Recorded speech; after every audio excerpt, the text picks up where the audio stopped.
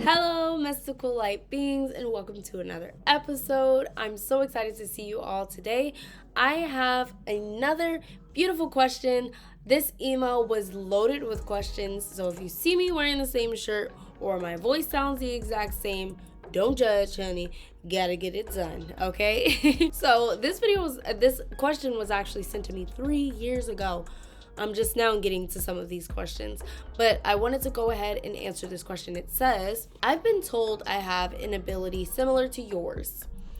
I'm not exactly sure what ability she was talking about, but I'm assuming she's talking about being an intuitive or maybe a medium. But how do I work on figuring out exactly what it is? So she wants to know what her spiritual gifts are. I'll say it's not as hard as you think to figure it out, but it is hard while you're trying to figure it out. If you find that someone is telling you or multiple people are telling you about your gifts, listen to it. Take it as a sign, because I always tell people God speaks through other people a lot.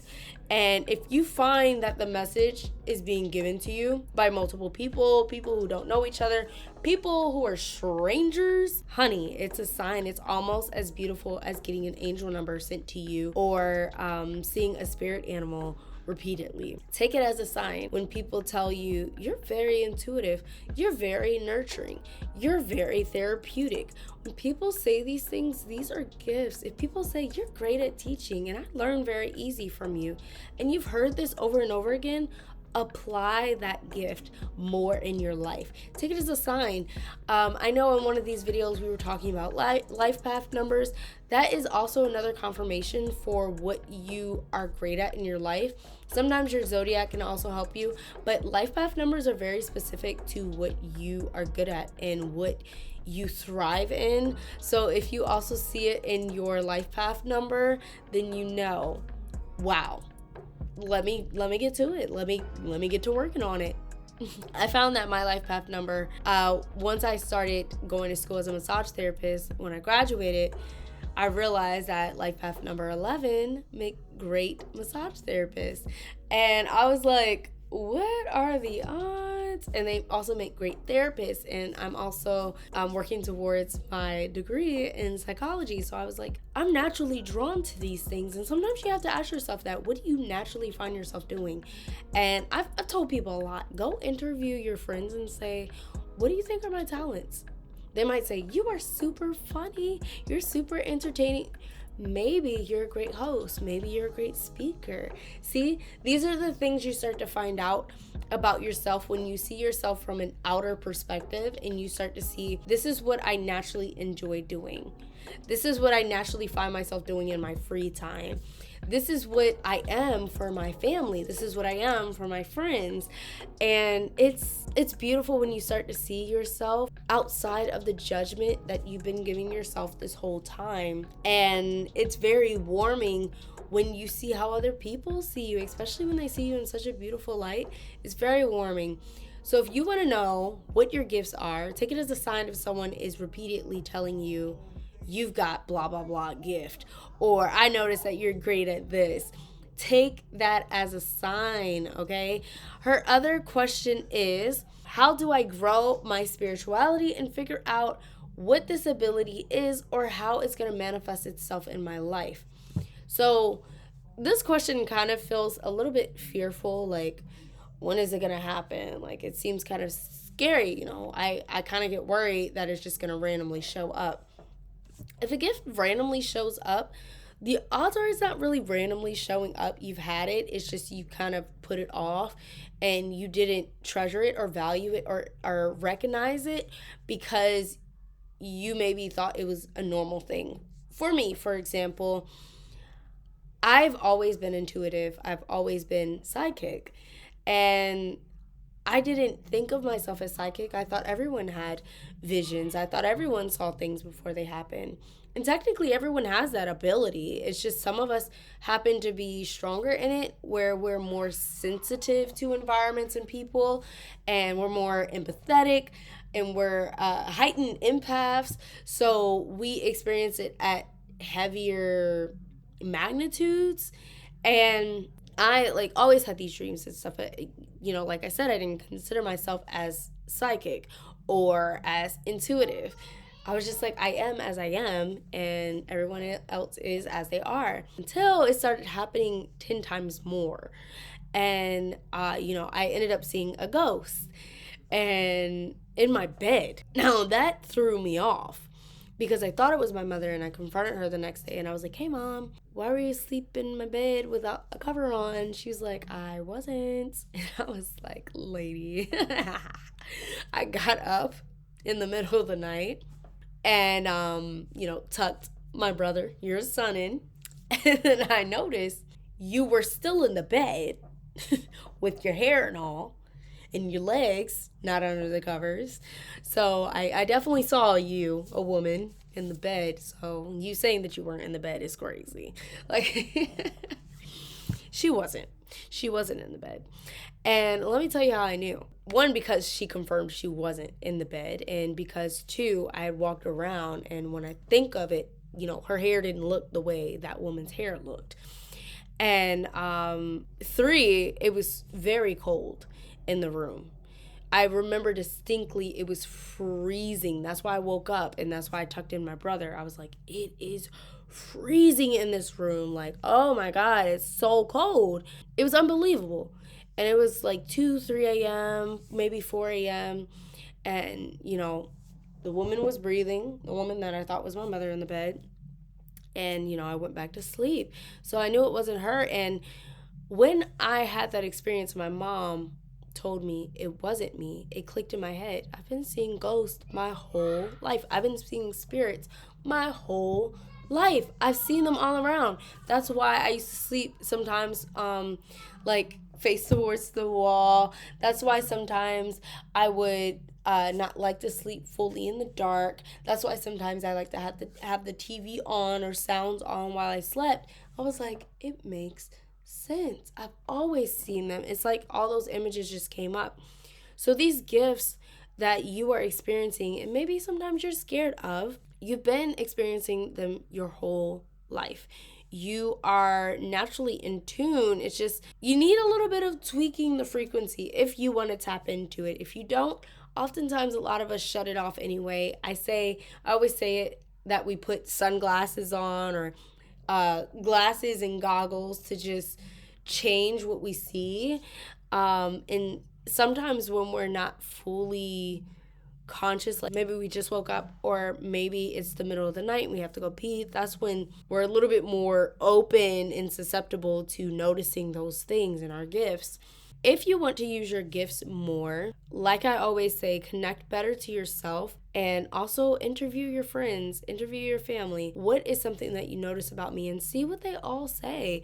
If you have clients or if you work somewhere, ask them as well. What do you feel my talents, my strengths are? And you'll find that a lot of them will have similar things to say about you, especially if you're an authentic person and you are who you are around your family, you are who you are around your friends, you are who you are around your job.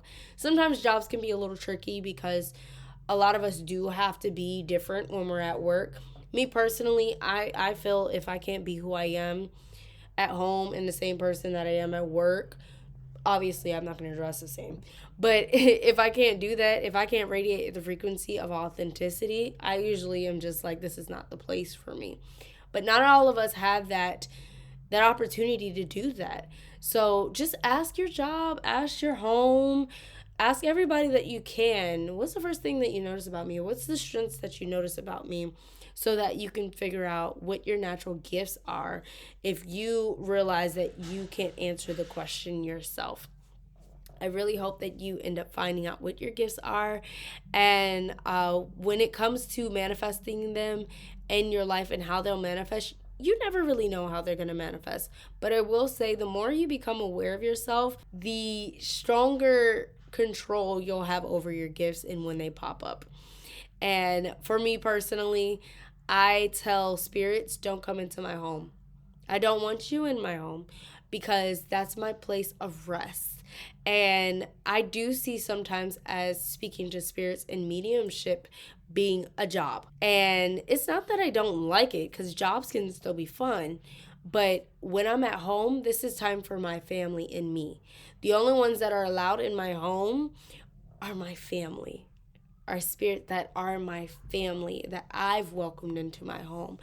And that way they are my protectors as well. And my spirit guides are the ones that tell spirits, you can't come in here, because she already set a boundary. And when I walk outside, they may contact me, or maybe they contact me through someone who still is alive. Maybe they send me numbers and then tell me their name. However it is, I get those messages. But don't be afraid to set boundaries on your gifts if you're not fully ready to completely expose them and completely connect to them. Don't be afraid to say, I can only do this at this time. In setting an intention, let me just slowly introduce myself to this, because mediumship personally for me was a lot. I mean, I was meditating almost every day for like 10 to 20 minutes, and I got so strong that I was seeing everything under the sun, okay? Even different dimensions and portals coming out of people. And I was just like, I don't think I should work the night shift. Nope. And it was just overwhelming for me. I was just like, this is a trippy experience. And to me, I was like, I never did anything that was trippy drug or anything. I'm like, why am I seeing this? Like, these are just stories that you see on TV. These are stories when people say they did psychedelics. So why am I naturally seeing it? It's because my frequency was just as high as a freaking plant, or a animal. And it was crazy. And you know what took my frequency that high? Disconnection from a lot of technology and more connection to myself. And if you think about it, plants and animals aren't sitting here watching TV. Of course their frequency is going to be super high, because they're spending intentional time. They're being mindful constantly through their day, even the things that they eat. Have you ever seen an animal, like a wild animal, smell? Now some wild animals gonna get some french fries, okay? But then you'll see other ones, or even ants, for example, that won't want Cheerios or won't want Cinnamon Toast Crunch. They really want the fruit, and they want the meat and stuff. And you start to think about it and you're like, if they don't want to eat that, what the heck is in it? And I know I'm kind of getting off a topic, but basically what I'm trying to say is, the more mindful you are, including what you put in your body and how you take care of your body and what you put in your mind and what you take into your mind, those things can really change how strong you are with your gift and how aware you are of it.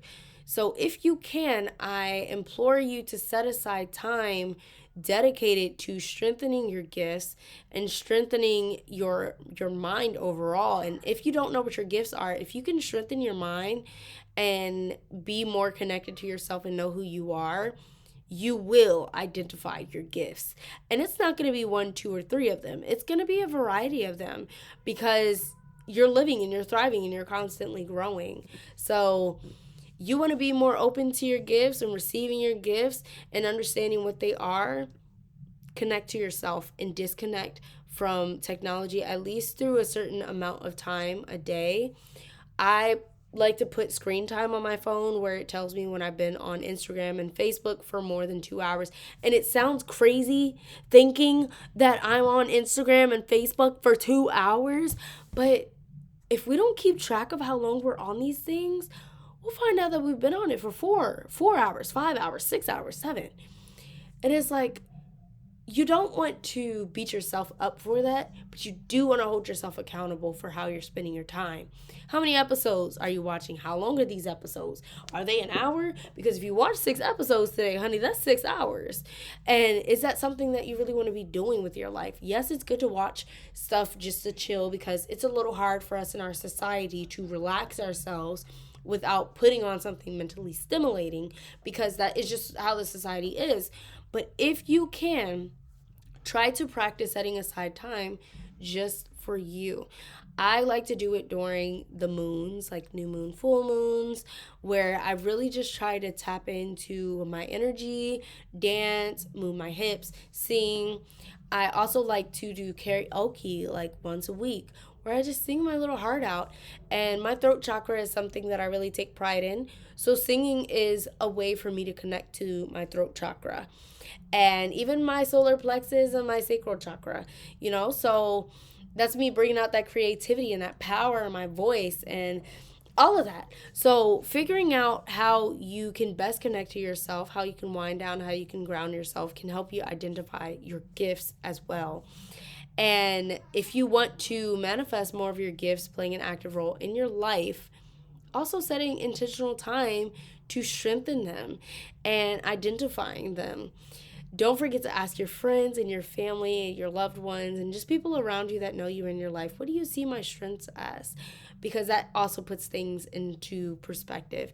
And don't forget, if someone and someone else and someone else and someone else is telling you this thing about yourself, believe it and know that it's true, that you are an intuitive, or that you are a medium, or that you are an empath, or that you are just a happy bringer.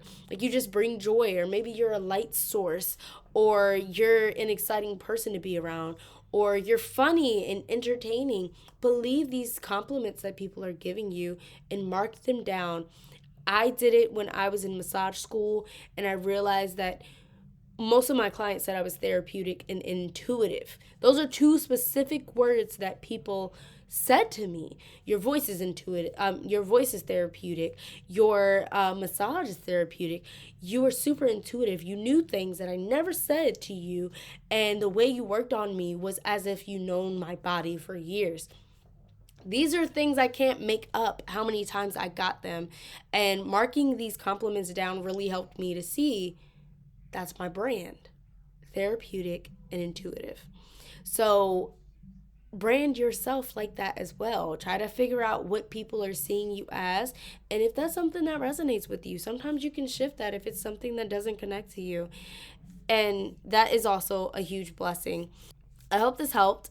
I hope it was inspiring and motivating for you through your journey, and I hope to see you in another video. Don't forget to like, share, and subscribe, and even comment.